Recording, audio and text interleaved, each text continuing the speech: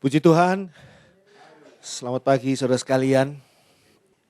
Nebukadnezar, Raja Babel menghancurkan bait Allah pada tahun 587 sebelum Masehi. Lalu Nebukadnezar membawa banyak pemuda, orang-orang Israel ke Babel. Sampai pada suatu hari mereka kembali dari Babel. Dan mereka membangun kembali bait Allah yang dihancurkan oleh Nebukadnezar. Saat itu pembangunan bait Allah dimulai oleh seorang bernama Zerubabel pada bulan Mei 535 sebelum Masehi. Tapi belum selesai. Ketika belum selesai, pembangunan bait Allah berhenti selama kurang lebih 16 tahun lamanya. Dan dibiarkan pembangunan itu terbengkelai. Pembangunan yang belum selesai itu tidak bisa dipakai. Kalau kita membangun gedung, membangun apa saja, ketika setengah jalan, maka tidak bisa dipakai. Semuanya masih dalam kondisi berantakan. Sudah ada kelihatan ruangan-ruangannya, tapi tidak bisa dipakai. 16 tahun lamanya pembangunan bait Allah ini terhenti. Sampai pada tahun 521 sebelum Masehi. Seorang bernama Hagai. Itu diperintah oleh Tuhan untuk memimpin bangsa Israel melanjutkan pembangunan bait Allah kembali. Mari kita baca kisahnya Hagai ini. Pada Hagai 1 ayat 1 sampai dengan ayat yang ke-6. Hagai 1 ayat 1 sampai dengan 6. Pada tahun yang kedua zaman Raja Darius, dalam bulan yang ke-6, pada hari pertama bulan itu, datanglah firman Tuhan dengan perantaraan Nabi Hagai kepada Zerubabel bin Sealtiel, Bupati Yehuda, dan kepada Yosua bin Yosadak, Imam Besar, bunyinya. Beginilah firman Tuhan semesta alam, bangsa ini berkata, sekarang belum tiba waktunya untuk membangun kembali rumah Tuhan. Maka datanglah firman Tuhan dengan perantaraan Nabi Hagai bunyinya. Apakah sudah tiba waktunya bagi kamu untuk mendiami rumah-rumahmu yang dipapani dengan baik, sedang rumah ini tetap menjadi reruntuhan? Oleh sebab itu beginilah firman Tuhan semesta alam. Perhatikanlah keadaanmu. Kamu menabur banyak, tetapi membawa pulang hasil sedikit. Kamu makan, tetapi tidak sampai kenyang. Kamu minum, tetapi tidak sampai puas. Kamu berpakaian, tetapi badanmu tidak sampai panas. Dan orang yang bekerja untuk upah, ia bekerja untuk upah yang ditaruh dalam pundi-pundi yang berlobang. Nama Hagai ini berarti, dalam arti kata Hagai ini sendiri, namanya berarti meriah. Atau bersuasana pesta. Nabi Hagai yang namanya berarti meriah atau bersuasana pesta ini menandai kelanjutan dari pembangunan kembali bait Allah. Merupakan sesuatu pesta yang luar biasa sesungguhnya bagi Allah. Firman Tuhan melalui Nabi Hagai ini kepada Zerubabel dan Yosua itu tercatat tanggalnya dengan terperinci. Dikatakan di sini pada tahun yang kedua zaman Raja Darius dalam bulan yang ke-6 pada hari pertama bulan itu. Datanglah firman Tuhan dengan perantaraan Nabi Hagai. Kalau kita konversikan ke penanggalan kita, maka kurang lebih itu tanggal 1 September tahun 521 sebelum Masehi. Jadi kurang lebih 16 tahun setelah pembangunan bait Allah itu terhenti sama sekali. Kenapa tercatat begitu terinci peristiwa Nabi Hagai ini? Karena ini merupakan peristiwa penting. Peristiwa yang sangat penting sehingga dicatat dengan tepat akan tanggalnya. Dan dikatakan di sana, beginilah firman Tuhan semesta alam. Ya. Bangsa ini berkata, sekarang belum tiba waktunya untuk membangun kembali rumah Tuhan. Ini adalah satu hal yang merupakan kebiasaan kita manusia. Manusia seringkali menunda-nunda. Dan seringkali hal yang penting juga ditunda-tunda. Padahal ini adalah hal yang penting. Kalau tadi dikatakan juga di sana pada hari pertama bulan itu, ini menunjukkan awal. Awal yang memperlihatkan kepada kita bahwa firman Tuhan harus menjadi pedoman awal dari kehidupan kita. perjalanan kehidupan kita harus diawali dengan firman Tuhan. Kalau kita lihat di sini apa yang dikatakan oleh bangsa Israel ini merupakan reaksi atas keputusasaan dari orang-orang Israel. Firman Tuhan melalui Hagai ini datang sebagai reaksi atas keputusasaan bangsa Israel dalam melanjutkan pembangunan Bait Allah.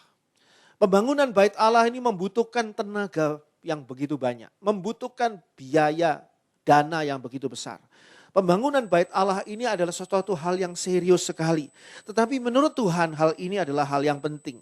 Tapi keputusasaan ini digambarkan di sini tadi pada ayat 2. Bangsa ini berkata, sekarang belum tiba waktunya untuk membangun kembali rumah Tuhan. Seolah-olah bukan sekarang. Karena apa? Karena ini belum tiba waktunya. Mereka mau menunda ini. Muncul dari keputusasaan yang ada di balik perkataan belum tiba waktunya. Ayat 3 mengatakan di sana, maka datanglah firman Tuhan dengan perantaraan Nabi Hagai bunyinya. Ada kalanya tindakan kita itu berdasarkan perasaan dan pertimbangan hati kita saja. Yang kita anggap hal itu wajar.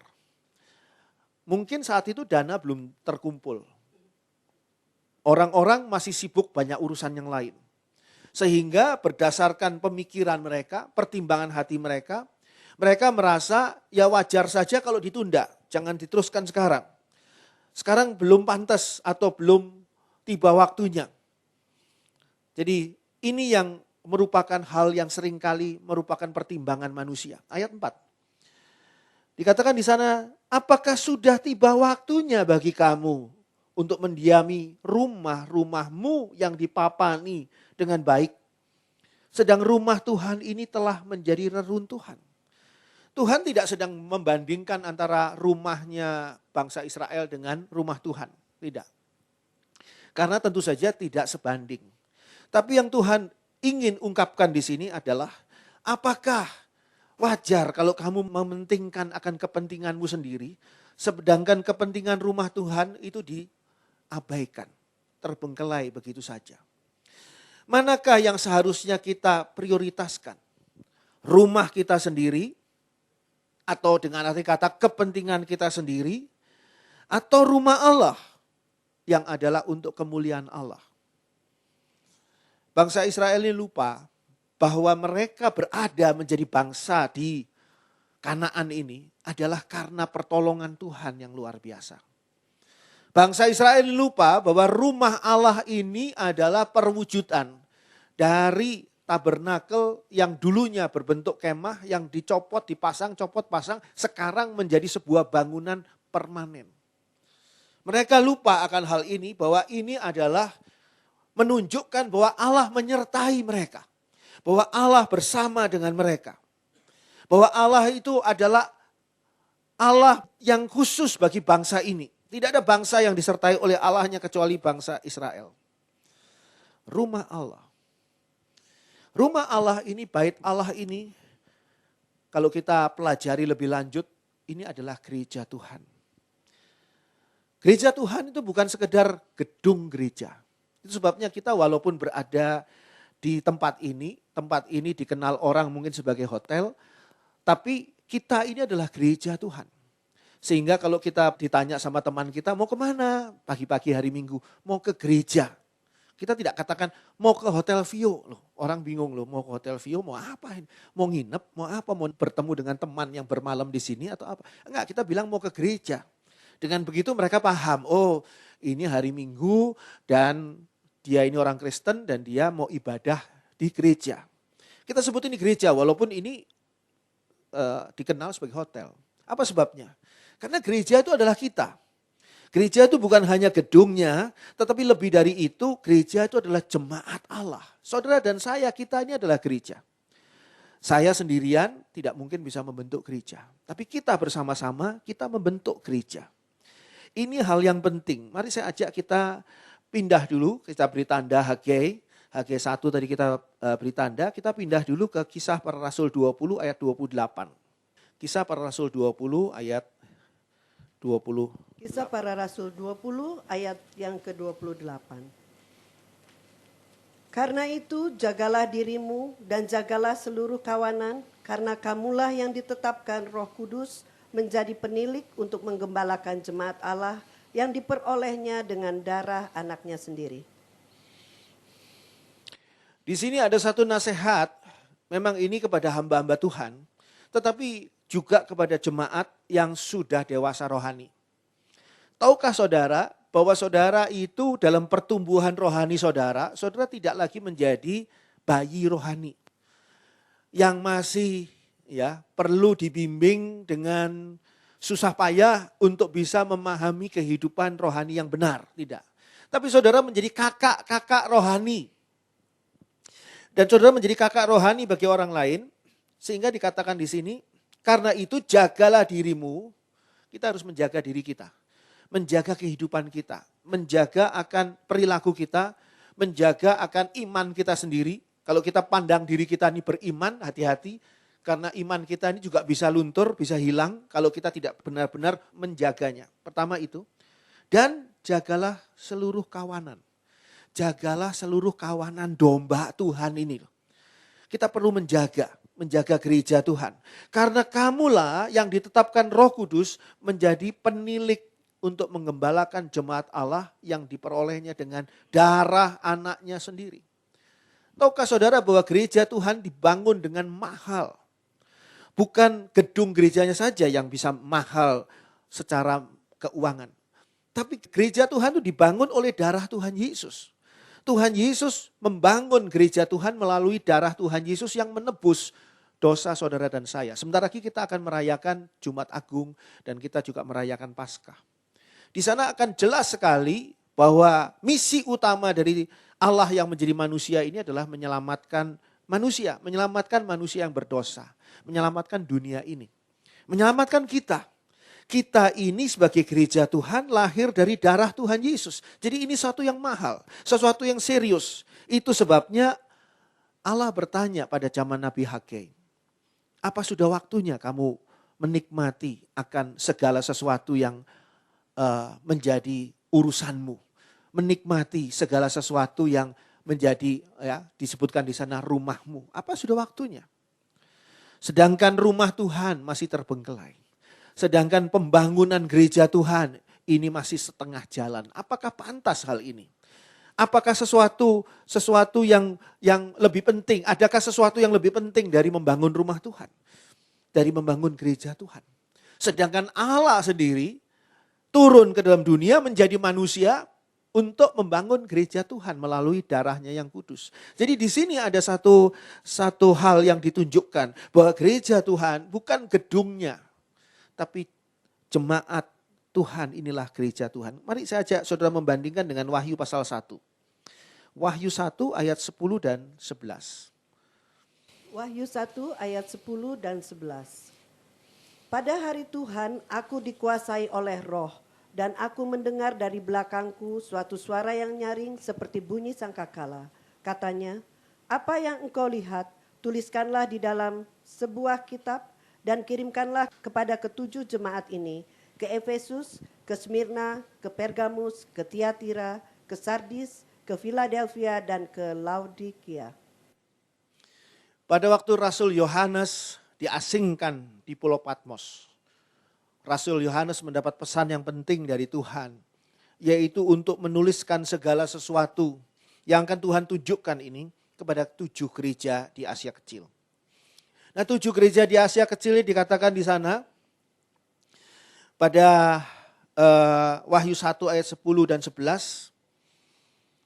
Apa yang kau lihat ayat 11, tuliskanlah di dalam sebuah kitab dan kirimkanlah kepada ke-7 jemaat ini.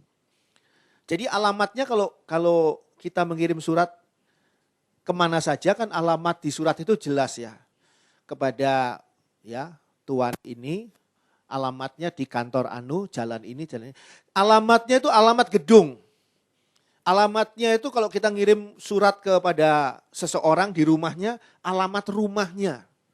Kalau ini surat Tuhan ini alamatnya jemaat. Jadi tidak dituliskan di sana kepada gereja Efesus yang alamatnya di Jalan Anu nomor sekian, RT sekian, RW sekian dan sebagainya. Enggak. Tapi dikatakan di sana kepada jemaat di Efesus.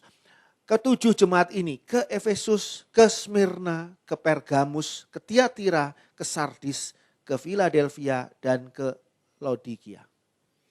Dan surat yang ditujukan untuk ketujuh gereja ini ternyata adalah juga untuk saudara dan saya, untuk kita pada hari ini, kitab Wahyu ini.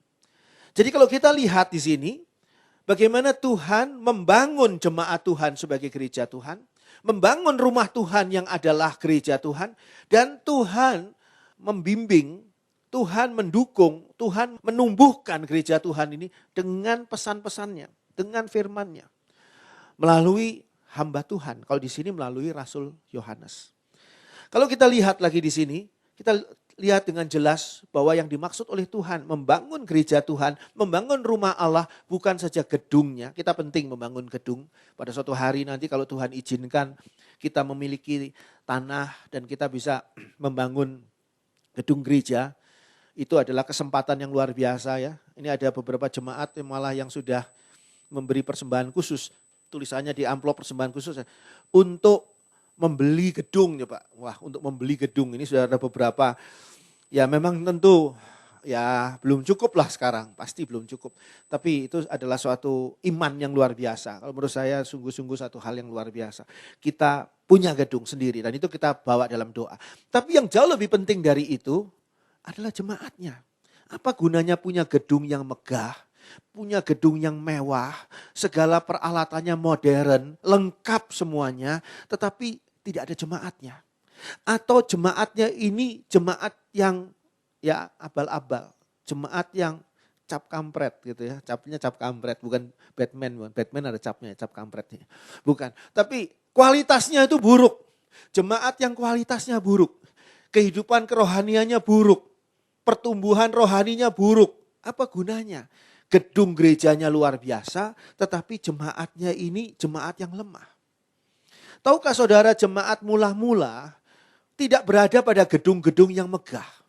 Jemaat mula-mula malah berada di zamannya Roma, itu berada di katakom-katakom.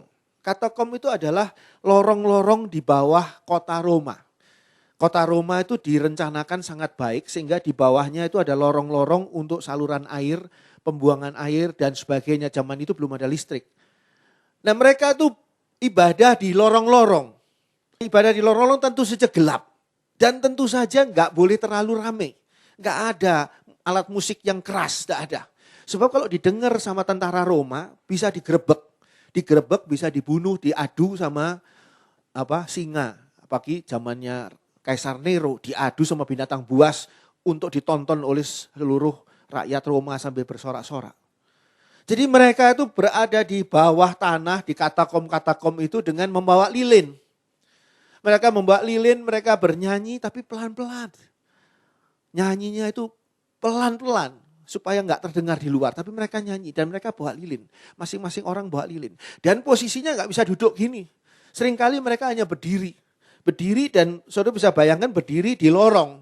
Berarti seperti berdiri di dalam bis kota begitu.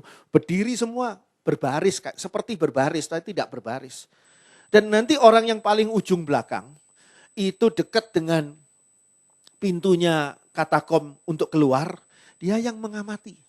Kalau ada orang atau tentara Romawi yang kira-kira nih sudah mulai curiga dengan ini di bawah ada apa, mereka cepat-cepat memberi tanda untuk mematikan lilin. Matikan lilin. Sehingga gelap gulita. Sehingga tidak ada lagi yang menandai bahwa di situ tuh ada ibadah di bawah. Tidak seperti kita sekarang. Kita sekarang berada di dalam tempat yang nyaman, tempat yang enak untuk ibadah. Kadang-kadang kita rewel ya kalau tempatnya kurang enak sedikit kita protes. Waduh kok kayak seperti ini. Bayangkan gereja mula-mula zaman dulu itu berada di daerah-daerah seperti itu. Tempat-tempat yang tidak layak untuk ibadah. Tapi iman mereka luar biasa. Mereka siap untuk berhadapan dengan konsekuensi menjadi seorang pengikut Kristus. Mengapa mereka siap? Mereka bukan hanya percaya Tuhan Yesus sebagai juru selamat dan mereka menjalankan firman Tuhan supaya hidup mereka berkenan di hadapan Allah. Bukan hanya itu. Itu sudah jelas. Itu sudah jelas. Tapi lebih dari itu, mereka memahami akan firman Tuhan. Mereka memahami akan apa yang menjadi kekuatan Tuhan, kuasa Tuhan. Sehingga iman mereka menjadi luar biasa. Dan mereka berani menanggung risiko untuk menjadi orang-orang yang percaya Tuhan Yesus. Pada zaman itu juga kalau mau menandai bahwa seseorang ini pengikut Kristus atau bukan, itu nggak bisa ngomong, oh Anda Kristen ya. Kalau ngomong seperti itu, ternyata yang diajak ngomong bukan orang Kristen. Saudara yang ngajak ngomong itu akan kena. Kena, saudara langsung dipukul, saudara langsung dibawa ke mahkamah agama, saudara akan dibawa ke tempat tentara Romawi dan sebagainya. Jadi mereka pakai tanda ikan, gambar ikan. Gambar ikan itu mudah sekali. Mereka pakai satu batang kayu, mereka gambarkan di tanah. Satu pelengkungan gitu ya, satu garis melengkung, set. Nah itu aja. Cuma itu aja mereka gambar, set. Nanti kita lihat teman sebelahnya gambar lengkungan balikannya enggak? Kalau gambar lengkungan balikannya kan bentuknya dua lengkungan ini sudah menjadi ikan. Gambar ikan. Ikan itu ichthus, yaitu dalam bahasa aslinya. Yang menggambarkan bahwa Yesus anak Allah. Jadi ini adalah Yesus anak Allah penebus dosa manusia. Jadi tahu, oh kamu Kristen. Kamu adalah orang yang mengikut Kristus, saya juga. Ini saya gambar, set, kamu gambar juga. Sama, berarti kodenya kena ini. Kalau kita sekarang kan gak pakai gitu. Gak perlu seperti itu. Puji Tuhan saya Kristen. Atau kalau saudara memberi kesaksian, saudara memenangkan ya. Di antara saudara mungkin ada yang memenangkan jadi Miss Bandung atau apa ya. Bukan Miss Universe, Miss Bandung gitu. Atau Miss RT gitu ya. Kan saudara katakan, puji Tuhan, saya berterima kasih kepada Tuhan Yesus yang sudah menolong saya menjadi Miss saat ini gitu kan. Saudara berani mengucapkan itu kan. Meskipun di tengah-tengah orang-orang yang bukan Kristen. Saudara berani karena aman kondisinya. Tapi pada zaman dulu tidak seperti itu.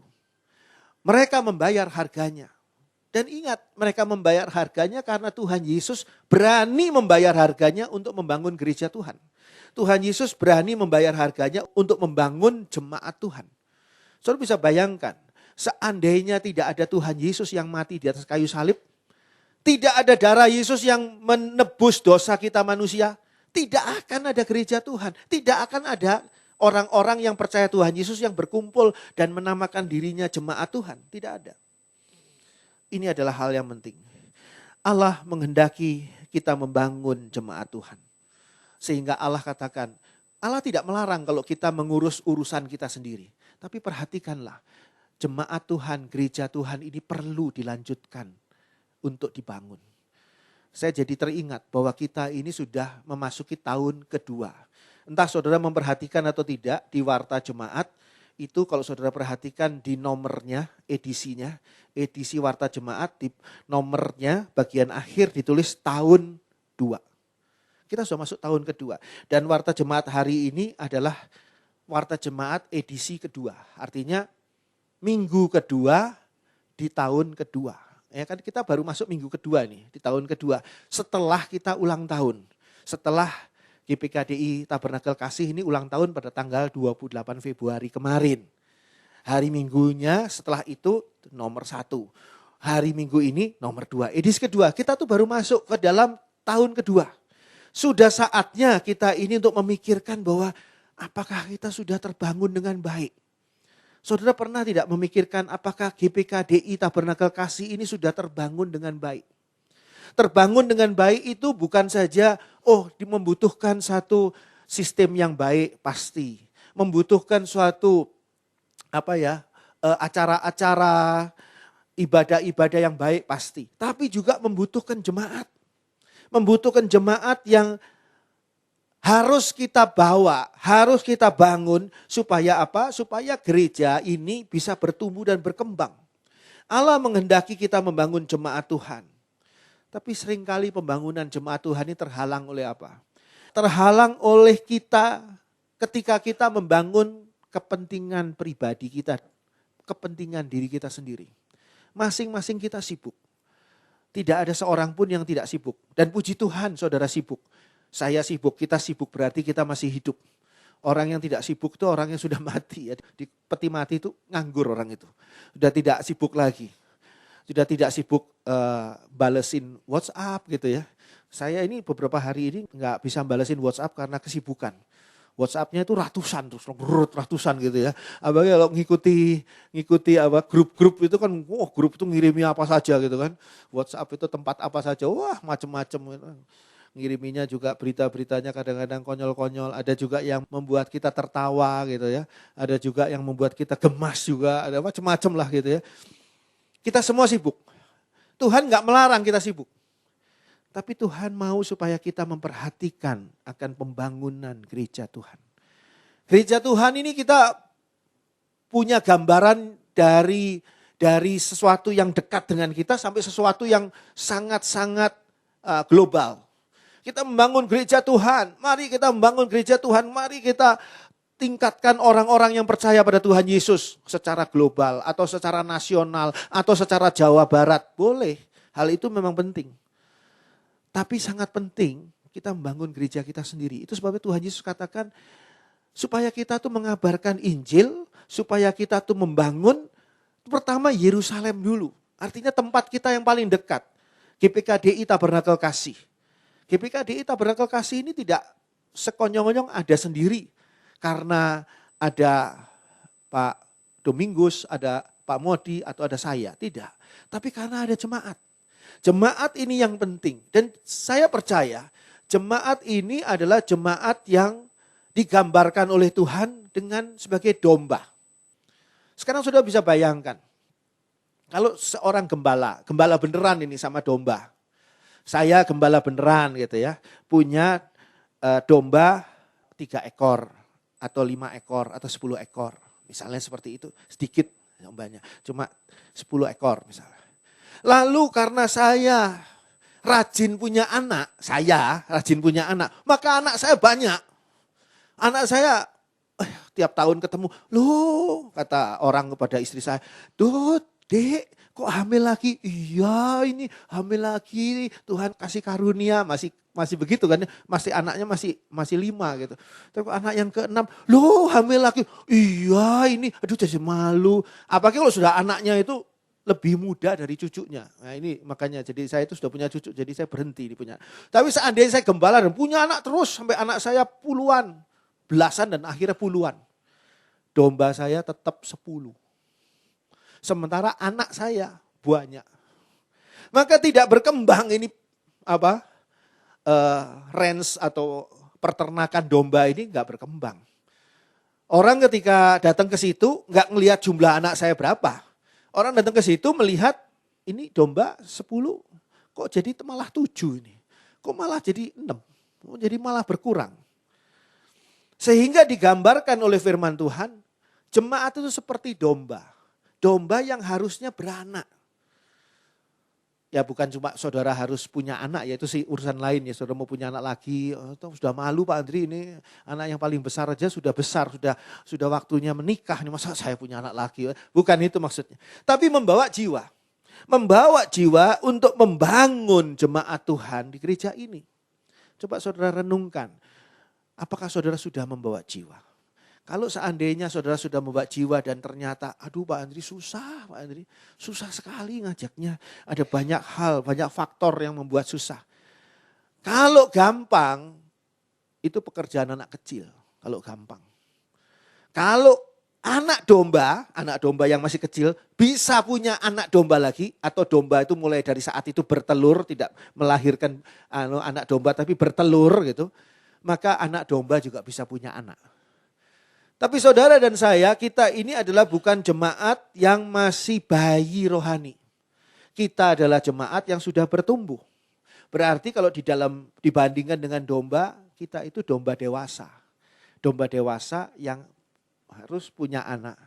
Dan proses punya anak ini bukan berarti suatu proses yang mudah, memang. Tapi dengan pertolongan Tuhan, Tuhan pasti nolong? Oh pasti nolong, karena ini programnya Tuhan kok. Tuhan menyuruh Hagai supaya Hagai bicara kepada bangsa Israel membangun kembali bait Allah.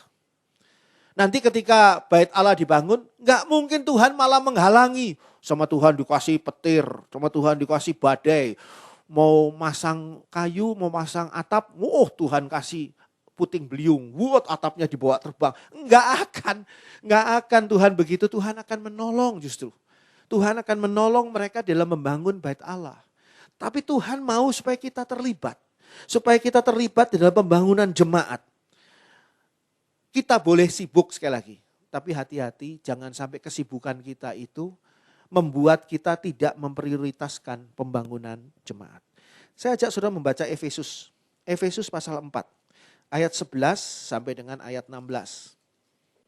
Efesus 4 ayat 11 sampai dengan 16. Dan ialah yang memberikan baik rasul-rasul maupun nabi-nabi, baik pemberita-pemberita Injil maupun gembala-gembala dan pengajar-pengajar, untuk memperlengkapi orang-orang kudus bagi pekerjaan pelayanan, bagi pembangunan tubuh Kristus, sampai kita semua telah mencapai kesatuan iman dan pengetahuan yang benar tentang anak Allah, kedewasaan penuh dan tingkat pertumbuhan yang sesuai dengan kepenuhan Kristus, sehingga kita bukan lagi anak-anak yang diombang-ambingkan oleh rupa-rupa angin pengajaran, oleh permainan palsu manusia dalam kelicikan mereka yang menyesatkan, tetapi dengan teguh berpegang kepada kebenaran di dalam kasih kita bertumbuh di dalam segala hal ke arah Dia, Kristus yang adalah kepala.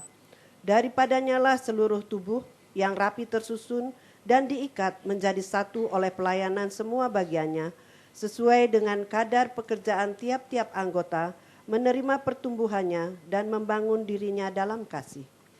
Apa yang dikatakan oleh Rasul Paulus ini menjadi satu hal yang penting sekali untuk kita pahami.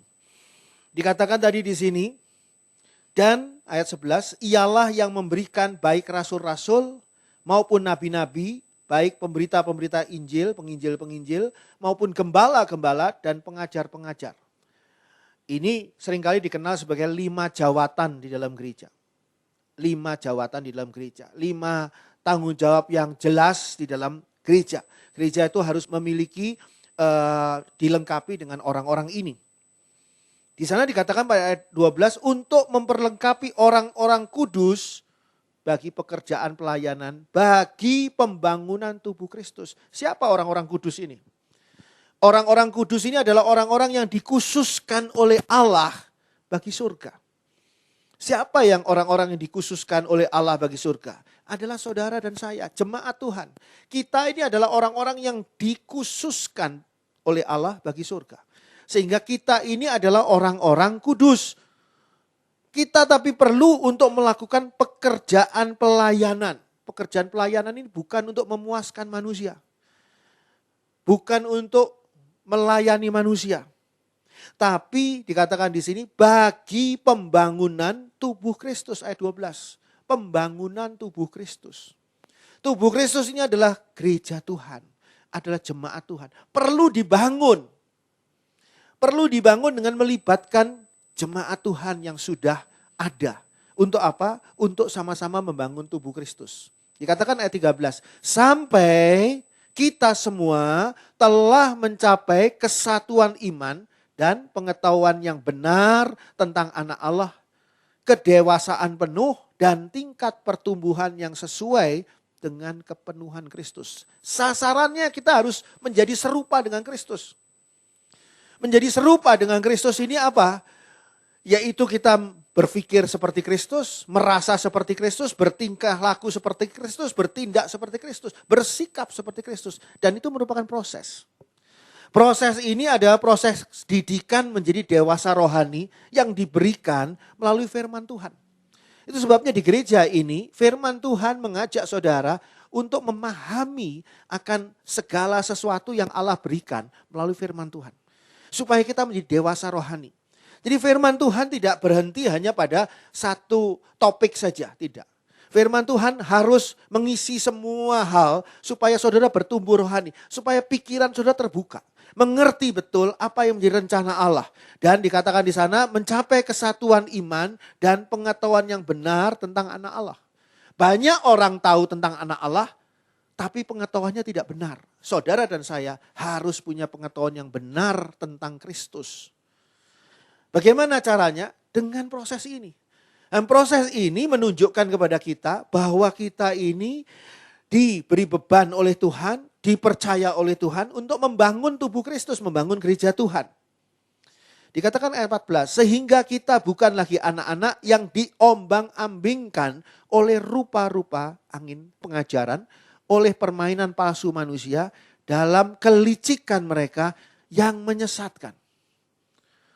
Dalam kelicikan yang menyesatkan. Jadi sekarang ini akhir zaman, saya ingatkan pada saudara. Pada akhir zaman ini begitu banyak hal yang mau menyesatkan iman Kristen. Yang mau menyesatkan pengetahuan yang benar tentang firman Tuhan. Itu sebabnya kita perlu mengkoreksi. Sebab banyak orang di dalam pandangannya sendiri mencoba memahami dan melahirkan pemahaman-pemahaman yang tidak sesuai dengan firman Tuhan. Sedangkan kita selalu mengkoreksinya, mencocokkannya, melihatnya berdasarkan dengan firman Tuhan. Hal ini yang sangat penting.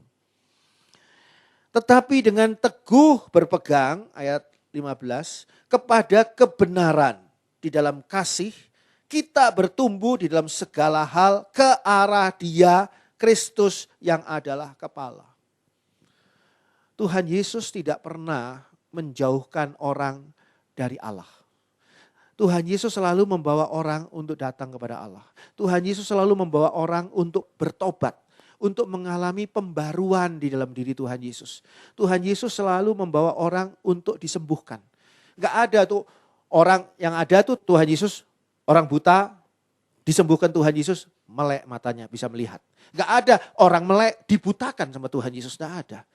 Orang lagi bisa jalan dibuat sama Tuhan Yesus, lumpuh kamu, gak ada itu. Adanya juga orang lumpuh disembuhkan. Jadi yang ada adalah pertolongan dan membawa orang-orang ini datang kepada Tuhan dan memahami tentang Tuhan. Bagaimana Tuhan Yesus berkhotbah di bukit dari pagi sampai sore, itu khotbah berapa jam itu. Dari pagi sampai sore. Luar biasa. Apa isinya? Isinya adalah pengajaran tentang firman Tuhan yang luar biasa yang diberitahukan kepada jemaat supaya mereka memahami. Karena mereka memahami Taurat yang kaku. Sedangkan Tuhan Yesus mau menjelaskan makna Taurat yang sebenarnya. Sehingga di situ kita belajar. Kita juga jemaat di akhir zaman ini bisa belajar dari khotbahnya Tuhan Yesus di bukit 2000 tahun yang lalu. Jadi Tuhan Yesus membawa orang kepada kondisi yang lebih baik dan lebih benar versi Allah. Kalau kita mau menjadi seperti Tuhan Yesus, kita membawa orang lain untuk datang. Untuk datang dan memahami firman Tuhan. Untuk datang diubahkan hidupnya. Kalau belum bertobat jadi bertobat. Kalau belum kenal Tuhan Yesus jadi kenal. Ada banyak orang yang mengaku dirinya Kristen tapi gak kenal firman Tuhan. Gak kenal firman Tuhan. Baca Alkitab juga jarang. Pemahaman firman Tuhan juga gak ngerti. Sehingga ketika mereka ditanya oleh orang-orang yang membenci Tuhan Yesus. Ditanya, digoyahkan imannya, apakah Yesus itu benar Tuhan? Sulit untuk menjawabnya. Sulit untuk mempertahankan imannya. Malah nanti akhirnya dia akan meninggalkan Tuhan Yesus. Itu yang menyedihkan. Apa sebabnya? Karena merasa diri Kristen tapi sesungguhnya tidak punya kekuatan apa-apa. Kalau saudara mempelajari firman Tuhan dengan benar, saudara akan mempunyai kekuatan iman yang luar biasa. Dan bukan itu saja, pada saat ada masalah datang. Ketika masalah itu datang, saudara tidak akan menjadi orang yang goyah imannya. Takut, orang yang panik, orang yang khawatir. Enggak, karena tahu Tuhan Yesus akan menolong. Sehingga tahu kemana saudara akan membawa masalah saudara. Tidak saudara bawa kepada manusia, tapi saudara bawa kepada Tuhan Yesus. Saudara langsung berdoa, Tuhan tolong saya. Karena saya mengalami masalah seperti ini. Saudara menjerit kepada Tuhan.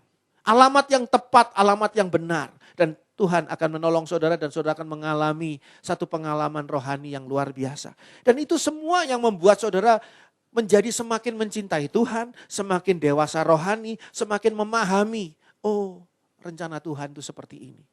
Sebab kalau tidak, kita akan jadi salah. Banyak gereja ya yang mengajarkan kalau kamu bertobat, kamu tuh harus memutahkan dosa kamu.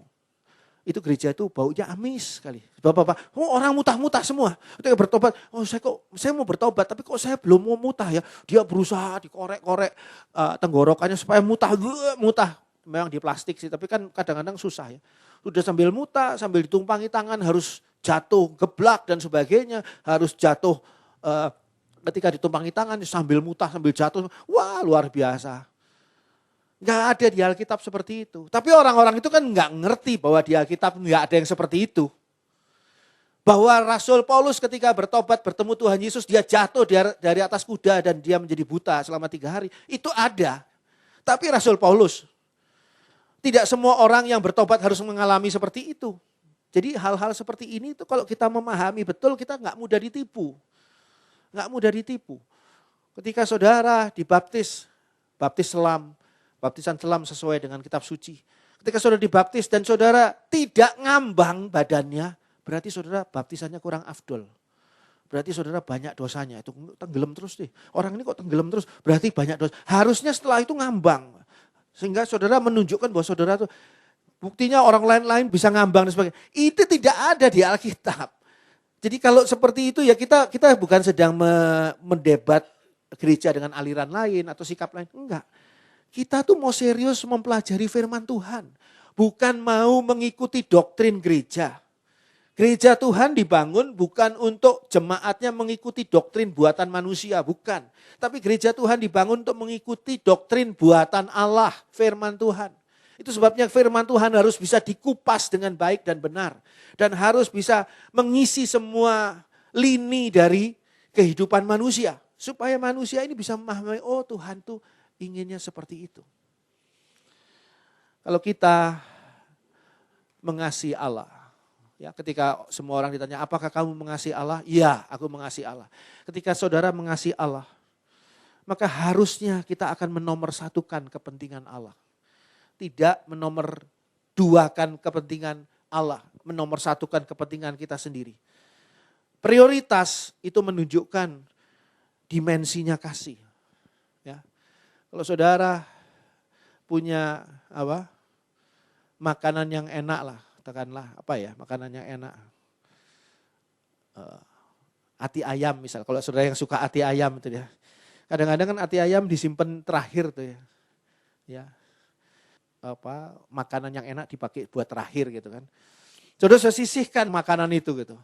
Tapi saudara lihat anak saudara, ngeliatin saudara, kenapa kamu liatin saya? Iya pengen ati ayam itu papa. Saudara kalau mengasihi anak saudara pasti saudara kasih. Ke anak saudara, enggak terus enak aja ini punya papa kok. Enggak kayak gitu. Jadi memang ya prioritas itu menunjukkan dimensi kasih.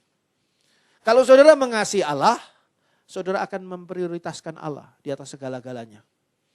Di tengah kesibukan saudara, di tengah ketidakberdayaan saudara, di tengah ketidakmampuan saudara. Saudara masih ingat Tuhan Yesus mengawasi kotak persembahan di bait Allah. Dan ada seorang janda yang memasukkan seluruh penghasilannya ke dalam kotak persembahan. Apa komentar Tuhan Yesus? Tuhan Yesus memuji janda itu karena apa? Bukan karena jumlah uangnya mungkin gak seberapa. Secara materi gak seberapa. Tapi kecintaannya kepada Allah yang totalitas itu yang dipuji oleh Tuhan Yesus. Itu menunjukkan prioritas. Saudara mungkin capek ngurusi kerjaan saudara, ngurusi rumah tangga saudara, ngurusi macam-macam persoalan yang ada. Lalu saudara menganggap, udah deh urusan Tuhan nanti lagi deh. Ke gereja nanti kapan-kapan deh, gue lagi sibuk. Kita tuh ke gereja bukan karena kita daripada nganggur, lalat datang mengitari kepala kita, bebek ke gereja aja deh. Enggak loh. Kita tuh datang ke gereja itu karena mengasihi Allah. Rindu untuk bertemu dengan Allah. Saudara punya dorongan enggak waktu datang ke gereja? Dorongannya itu ada enggak waktu datang ke gereja tuh, Tuhan aku rindu beribadah kepadamu. Ada enggak? Kalau enggak ada, saya beritahu masalah itu buat saudara. Berarti saudara rohaninya enggak sehat. Rohaninya enggak sehat, enggak ada hasrat. Saudara ke gereja tuh harus ada hasrat, ada kerinduan. Kalau saudara pulang ke rumah dan tidak rindu dengan pasangan hidup saudara di rumah, entah suami entah istri saudara, itu masalah. Serius itu.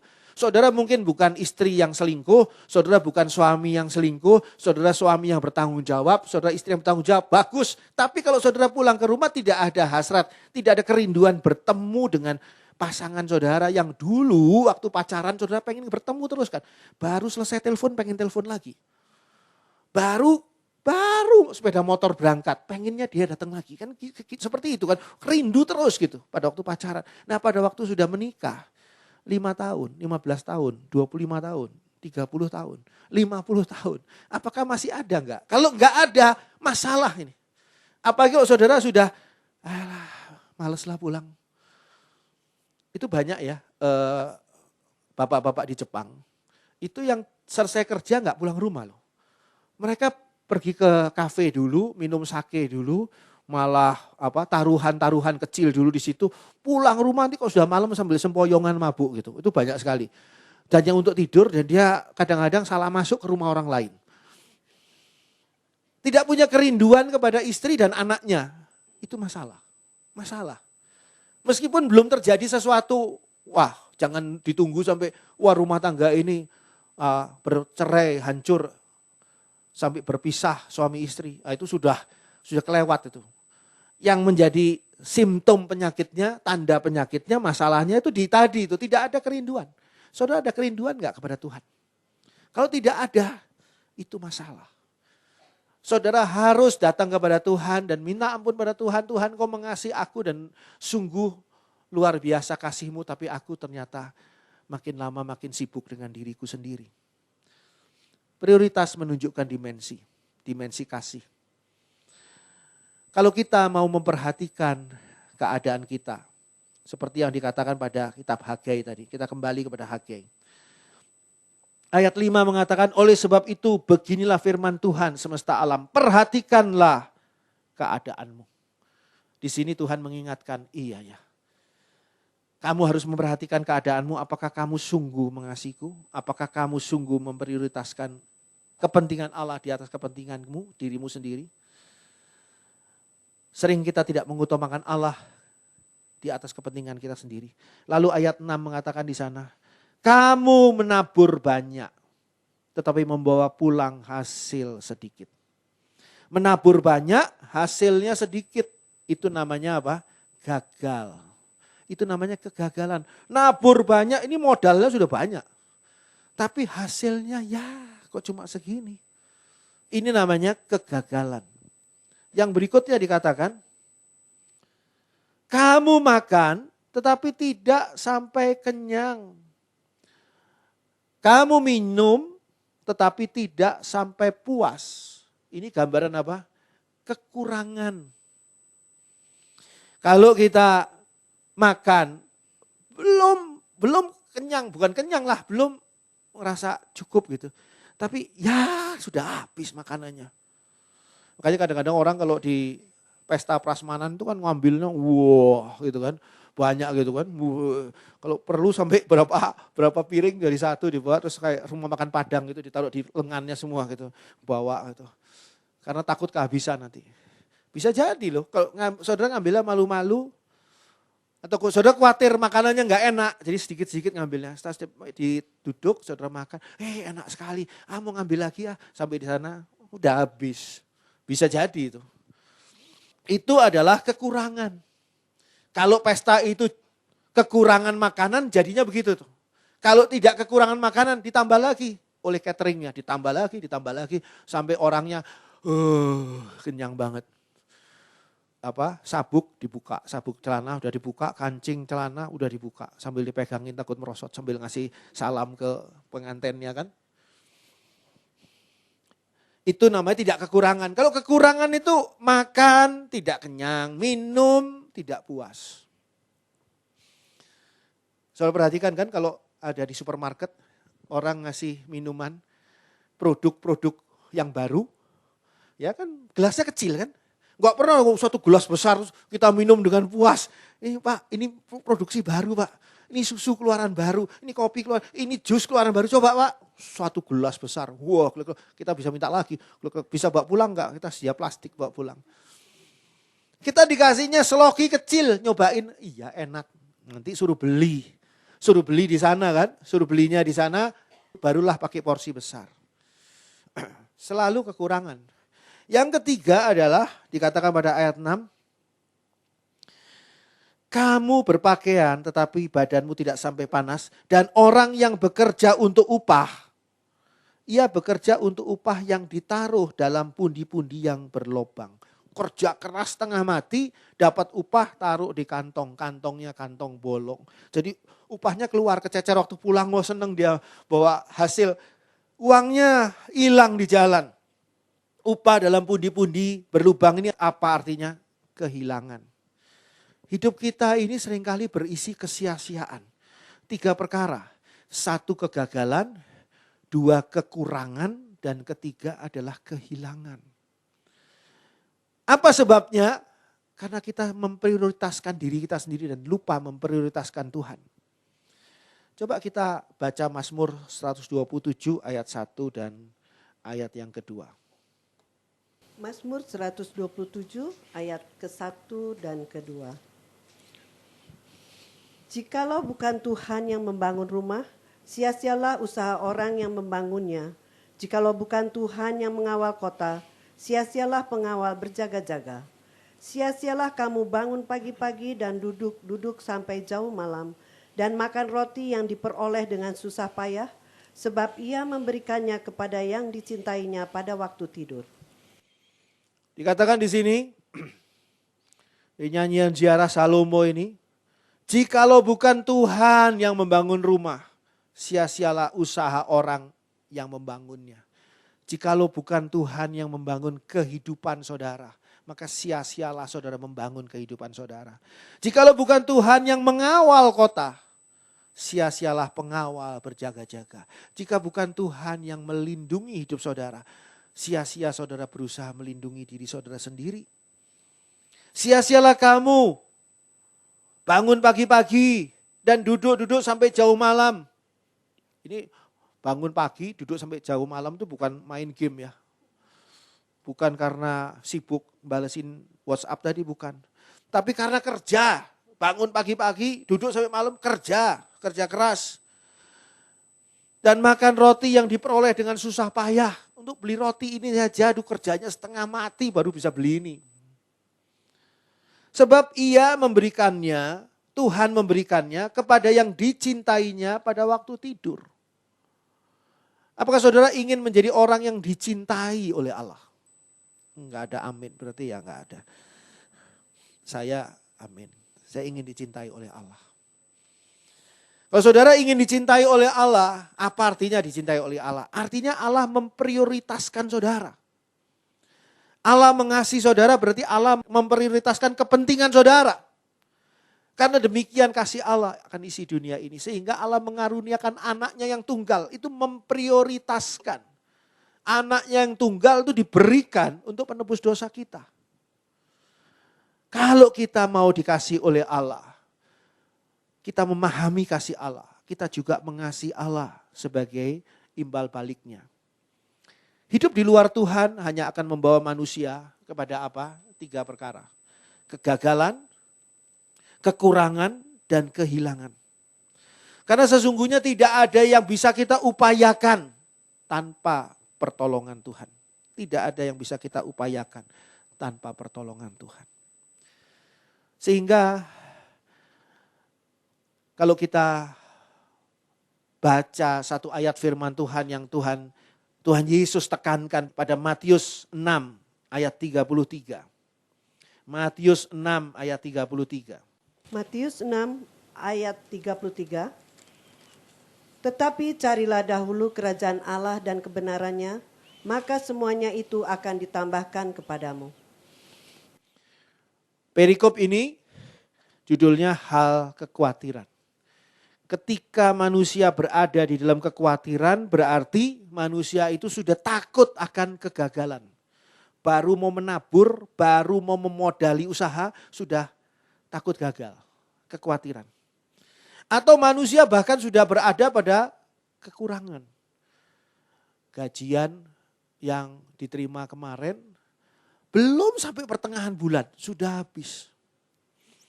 Kekurangan. Makan sih makan, tapi makan dari beras bagus di awal bulan, pertengahan bulan beras sedang, di akhir bulan beras yang biasa dimakan buat burung. Kekurangan. Atau bahkan sudah mengalami kehilangan. Kehilangan damai sejahtera. Karena apa? Karena kegagalan dan kekurangan. Cekcok suami istri karena kegagalan dan kekurangan. Kehilangan ketentraman. Gak bisa tidur, gak bisa tenang. Selalu gelisah, selalu takut.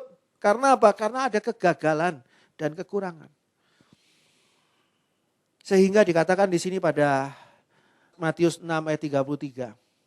Tetapi carilah dahulu kerajaan Allah dan kebenarannya. Maka semuanya itu akan ditambahkan kepadamu.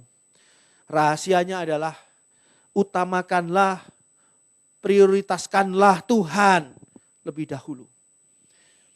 Karena dengan demikian kita akan mendapatkan, dikatakan pada ayat 33 tadi, semuanya. Kita akan mendapatkan semuanya. Apa yang kita butuhkan, apa yang kita khawatirkan, apa yang kita sebetulnya tidak bisa memperolehnya, Tuhan yang akan memberikannya. Kita kembali kepada Hagai. Hagai 1 ayat 7 dan 8. Hagai 1 ayat 7 dan 8. Beginilah firman Tuhan semesta alam. Perhatikanlah keadaanmu. Jadi naiklah ke gunung, bawalah kayu dan bangunlah rumah itu. Maka aku akan berkenan kepadanya dan akan menyatakan kemuliaanku di situ, firman Tuhan. 2 kali Tuhan katakan perhatikanlah keadaanmu. Yang pertama ayat 5. Itu agar kita menyadari bahwa kita sering tidak mengutamakan Tuhan. Tapi mengutamakan diri kita sendiri. Kita sering mendahulukan apa yang menjadi kepentingan kita sendiri. Yang kedua pada ayat 7, perhatikanlah keadaanmu, adalah agar kita menyadari bahwa hidup kita sering mengalami 3 perkara. Kegagalan, kekurangan, dan kehilangan. Tapi Tuhan tidak berhenti pada peneguran saja. Firman Tuhan tidak berhenti pada menegur kita tanpa memberi solusi. Dari awal Tuhan sudah katakan, apakah pantas engkau menghuni rumahmu yang dipapani dengan baik. Sedangkan rumah Tuhan itu berada dalam kondisi yang belum selesai terbangun. Masih kacau, masih belum terbangun dengan baik. Allah memberikan solusinya di sini pada ayat 8. Jadi, naiklah ke gunung. Pertama. Kedua, bawalah kayu. Dan ketiga, bangunlah rumah itu. Maka aku akan berkenan kepadanya dan akan menyatakan kemuliaanku di situ, firman Tuhan. Agar Allah berkenan kepada kita, ada 3 perkara yang harus kita lakukan. Kita harus naik gunung. Naik gunung ini gambaran perjuangan. Naik gunung ini gambaran kesungguhan, keseriusan, kesetiaan, ketekunan. Orang kalau naik gunung sama turun gunung, jauh lebih gampang turun gunung. Turun gunung tinggal merosot aja, makin berat makin cepat saudara turun. Ya. Kalau naik gunung makin berat, saudara makin berat juga langkahnya. Naik gunung itu butuhkan kesungguhan. Kalau hati saudara tidak sungguh-sungguh, saudara tidak setia, tidak tekun, berhenti saudara di tengah jalan. Nah, saya berhenti di pos ini, kamu naik terus deh. Nanti kalau kamu pulang lewat sini ya, jemput saya ya. Saya capek sekali, saya mau berhenti di sini. Yang naik biasanya, kalau saya lihat ya, pendaki-pendaki gunung itu punya keseragaman loh. Bukan seragam dari pakaiannya, seragam dari badannya. Semua yang sampai ke atas tuh orangnya kurus-kurus. Orang yang gemuk-gemuk gak ikut sampai ke atas loh. Karena sudah berat. Sampai ke atas itu luar biasa, itu perjuangannya. Ini gambaran menghampiri kuasa Tuhan. Ketika kita mau menghampiri kuasa Tuhan, dibutuhkan perjuangan, dibutuhkan kesungguhan, kesetiaan dan ketekunan. Kadang-kadang kita harus tekun berdoa. Kadang-kadang kita harus tekun menjalankan firman Tuhan. Enggak instan menjalankan firman Tuhan, berdoa sekali dan sebenarnya langsung terjadi. Bisa juga seperti itu, tapi tidak selalu seperti itu. Lalu dikatakan di sana naik ke gunung harus membawa kayu. Kenapa? Karena rumah Tuhan pada waktu itu dibangun dengan kayu-kayu Libanon yang luar biasa. Kayu-kayu aras yang luar biasa dengan kualitas-kualitas yang bagus. Kayu-kayu itu untuk membangun gedung Bait Allah. Tapi kok sekarang yang mau dibangun adalah jemaat Tuhan. Gereja Tuhan yang adalah jemaat Tuhan. Apa yang harus kita bawa? Untuk membangun rumah Tuhan, gereja Tuhan, jemaat Tuhan. Maka bahan bangunan yang harus kita bawa adalah jiwa-jiwa yang kita bawa kepada Tuhan Yesus. Untuk diselamatkan dan menjadi murid Tuhan Yesus. Jiwa-jiwa ini yang perlu kita bawa. Itu sebabnya saya katakan pada saudara, ajaklah teman saudara, ajaklah relasi saudara, ajaklah keluarga saudara untuk datang ke gereja ini, untuk bisa sama-sama menikmati berkat Tuhan di sini. Berkat Tuhannya seperti apa? Beda-beda setiap orang. Orang yang sungguh-sungguh akan dapat berkat Tuhan yang luar biasa. Tapi kalau belum apa-apa sudah tidak setia, belum apa-apa sudah, ya saya kemarin kecewa gara-gara pada waktu menjadi panitia Natal, usulan saya tidak didengar, kecewa saya keluar aja. Lah itu ya bisa nggak mendapatkan berkat Tuhan. Karena belum apa-apa sudah putus asa, belum apa-apa sudah berhenti di tengah jalan. Ini saya ambil contoh. Contoh untuk kita benar-benar mau membangun rumah Tuhan, itu bagaimana? Bawalah bahan bangunannya. Bahan bangunannya itu apa? Yaitu jiwa-jiwa. Itu sebabnya Tuhan Yesus berpesan ketika Tuhan Yesus mau naik ke surga. Berpesan kepada murid-muridnya pada Matius 28 ayat 18 sampai dengan ayat 20. Matius 28 ayat 18 sampai dengan 20. Yesus mendekati mereka dan berkata, "Kepadaku telah diberikan segala kuasa di sorga dan di bumi. Karena itu pergilah, jadikanlah semua bangsa muridku, dan baptislah mereka dalam nama Bapa dan Anak dan Roh Kudus. Dan ajarlah mereka melakukan segala sesuatu yang telah kuperintahkan kepadamu. Dan ketahuilah, aku menyertai kamu senantiasa sampai kepada akhir zaman." Begitu jelas Tuhan Yesus katakan di sana kepada para murid Tuhan Yesus, "Kepadaku telah diberikan segala kuasa di surga dan di bumi." Ini dasarnya. Bukan kemampuan kita di dalam membangun bait Allah di atas gunung, bukan. Tapi ini adalah kuasa Tuhan. Kalau kita mau naik gunung dengan membawa kayu, kalau kita mau menghampiri gunung Tuhan dengan membawa jiwa-jiwa, maka sesungguhnya pertolongan Tuhan akan turun karena kuasa itu ada di dalam tangan Tuhan Yesus. Karena itu pergilah, jadikanlah seluruh bangsa muridku dan baptislah mereka dalam nama Bapa dan Anak dan Roh Kudus. Hal ini penting. Saudara bawa jiwa, saudara datang bawa jiwa teman saudara yang mungkin belum Kristen, belum menerima Tuhan Yesus sebagai juru selamat, dan saudara mendampingi dia di sini sampai akhirnya dia minta dibaptis. Saudara nanti akan bisa merasakan sukacita yang luar biasa ketika saudara menyaksikan dia dibaptis sesuai dengan apa yang menjadi perintah Tuhan. Itu adalah hasil yang akan saudara bawa. Ingat, ketika kita mati kita tidak membawa harta apapun. Tapi ketika kita mati, Tuhan akan nanyakan kepada kita, sudah seberapa banyak engkau menjalankan firman Tuhan, termasuk membawa jiwa-jiwa kepada Tuhan. Ini yang akan kita serahkan, inilah Tuhan, jiwa-jiwa yang aku bawa. Itu sebabnya saya merekam khotbah saya, supaya lebih banyak lagi orang yang mendengar firman Tuhan yang saya bawakan, dan orang itu diberkati Tuhan. Supaya apa? Supaya itu, dengan cara seperti itu saya menjalankan firman Tuhan dengan lebih luas lagi, lebih banyak lagi. Dan ajarlah mereka melakukan segala sesuatu yang telah kuperintahkan kepadamu. Ini pengajaran untuk bertumbuh di dalam Kristus. Dan ketahuilah, aku menyertai kamu senantiasa sampai kepada akhir zaman. Ini jaminan Tuhan. Ketika kita mau membangun rumah Tuhan, dengan pertolongan Tuhan, dengan kekuatan Tuhan, kita boleh sibuk sekali lagi. Tapi jangan sampai kesibukan kita membuat kita menomorduakan apa yang menjadi tugas kita yang sebenarnya di hadapan Tuhan untuk membangun rumah Tuhan. Puji Tuhan. Amin. Terima kasih untuk Tuhan Yesus yang sudah menyelamatkan kami dengan darah yang mahal. Dan sekarang ketika kami sudah diselamatkan, ketika kami diajari firman Tuhan sehingga mengerti akan rencana Tuhan dalam kehidupan kami, mengerti akan maksud-maksud Tuhan dalam firman Tuhan. Tolong ya Bapa agar kami tidak hanya memikirkan kepentingan kami sendiri, apalagi mengutamakan kepentingan kami sendiri. Tapi biarlah kami memikirkan akan kepentingan pembangunan bait Allah, yaitu gereja Tuhan. pembangunan jemaat Tuhan. Engkau mempercayakan kepada kami, GPKDI Tabernakel Kasih, sebuah jemaat Tuhan yang harus terus dibangun. Oleh sebab itu Tuhan, tidak ada orang lain yang mempunyai beban lebih selain kami, jemaat Tuhan di tempat ini, yang harus membangun gereja ini. Tolong kami ya Tuhan, buatkanlah jalan-Mu Tuhan di dalam kehidupan kami. Tunjukkanlah kepada kami, kepada siapa kami harus pergi dan mengajak mereka.